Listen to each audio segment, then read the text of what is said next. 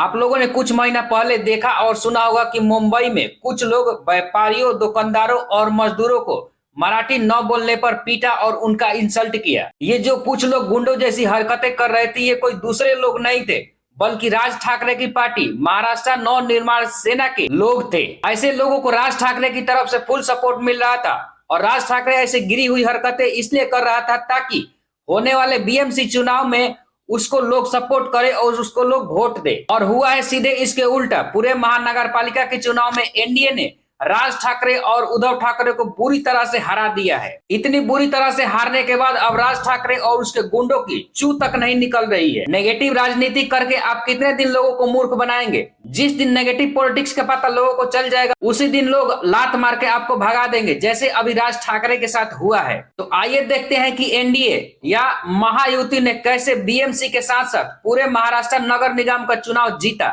BMC चुनाव में मुख्य दो पार्टियों में लड़ाई थी। एक तरफ थी महायुति जिसमें बीजेपी, शिवसेना एकनाथ शिंदे वाली और एनसीपी अजित पवार वाली शामिल थी। दूसरी तरफ थी महाविकास आघाड़ी जिसमें शिवसेना उद्धव ठाकरे वाली, कांग्रेस एनसीपी शरद पवार वाली और महाराष्ट्र नव निर्माण सेना एमएनएस राज ठाकरे वाली शामिल थी।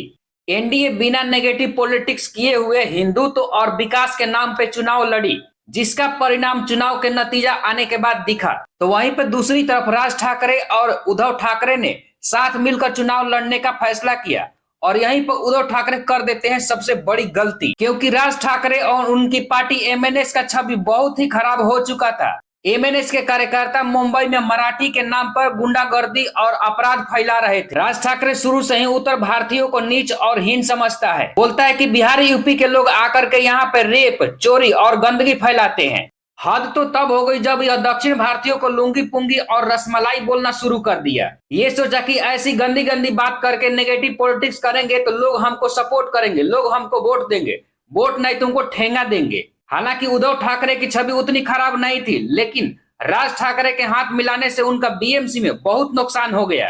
महाराष्ट्र के 29 नगर निकायों का चुनाव जिसमें बीएमसी भी शामिल था, उसका रिजल्ट 16 जनवरी को आया जिसमें एनडीए की प्रचंड बहुमत मिली है। खासकर बीएमसी के परिणाम पर सबकी नजर थी जिसमें 227 सीट है।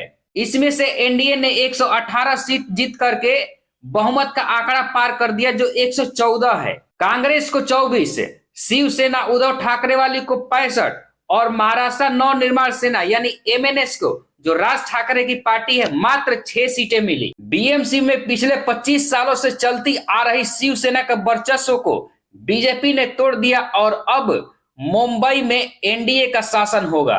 इसके साथ ही महाराष्ट्र के 29 महानगर निकायों में 25 में एनडीए ने जीत हासिल कर ली है। बीएमसी चुनाव का बात इसलिए हो रहा है क्योंकि राज ठाकरे ने इसे सिर्फ चुनाव नहीं, गुंडागर्दी का एक अखाड़ा बना दिया था। उद्धव ठाकरे के एक पार्टी के नेता हैं संजय राउत, जिन्होंने एक इंटरव्यू में कहा था कि हम लोग चाहेंगे तो मुंबई को 10 मिनट में बंद करा देंगे। हाँ ताऊ जी, अब जाओ ना, बंद करा के दिखाओ। ऐसे लोगों को हरा करके सबक सिखाना बिल्कुल जरूरी है जो भाषा के नाम पर राजनीति करते हैं, गुंडागर्दी करते हैं। यह हिंदुस्तान है, कोई भी लोग कहीं भी जा सकते हैं और कहीं भी अपनी भाषा बोल सकते हैं। वीडियो पसंद आया तो लाइक और सब्सक्राइब कर दीजिए।